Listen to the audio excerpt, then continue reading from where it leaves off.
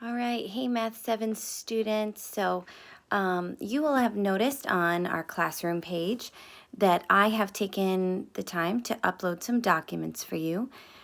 Just like we do in class, some of the pages that we use. So obviously right now you can hear my voice, hi from Mrs. Cooper, and you're not looking at my face, but that's okay. I want to take a minute and give you the notes. So this would be for the top of your page that says order of operations, where right there it says name, date, topic, class, main ideas, questions, and it has written order of operations. And under notes and examples, this is what you need to be taking notes on. So we just finished our unit on integers, and now we're moving on to our unit on expressions. So during this time, we have some distance learning going on. Primarily what I'm going to be doing is posting some videos here and there of me working problems, taking notes, and then on Tuesdays and Thursdays, I will provide some class time via Google Meet. So I will invite you to, and I will post that, I'll invite that to you to your our Savior's email address, and you can join. It's just like a phone call where we can video chat.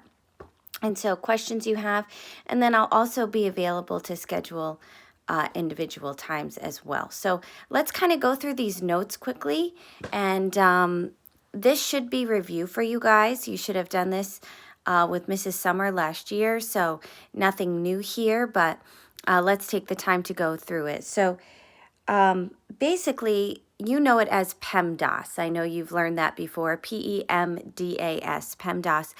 And this is when you have a number sentence that has many expressions, many operations within the expression. And so these are the rules to follow. You know, where do I start, basically? If I look at this number sentence and I see parentheses and I see addition and I see multiplication, I even see exponents. We just did exponents. Remember, you know, things to the fifth power or to the sixth power or squared, you know, exponents.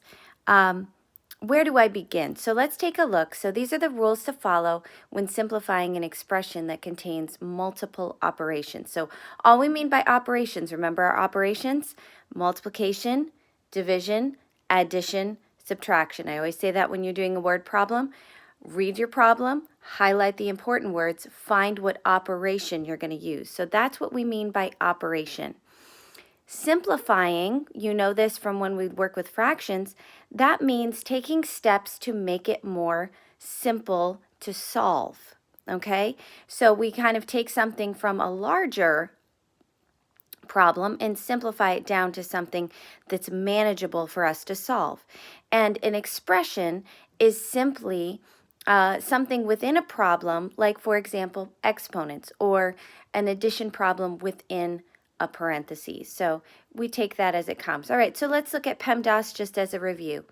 So P stands for parentheses and grouping symbols. Okay, so when you see the parentheses in a problem, we're going to start there. That's the first place we're going to simplify.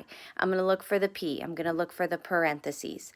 Once I've narrowed that down, then I'm going to look, does the problem have any exponents? Now we remember that exponents are just that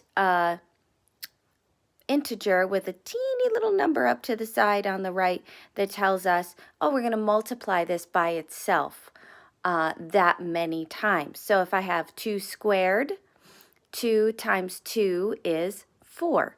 If I have 2 to the third power, I'm going to do, or 2 cubed, I'm going to do 2 times 2 times 2. Well, 2 times 2 is 4, times 2 is 8. So that would be 8. All right, those are exponents. Of course, you know what multiplication and division is, and addition and subtraction. But here's what I want to highlight. Look over on your notes that you're taking right now by M/D and A/S. Notice that I put in parentheses in red, left to right. Here's what is so important. If I see addition before multiplication or division, the important thing is that I'm working left to right. Left to right, just like we read.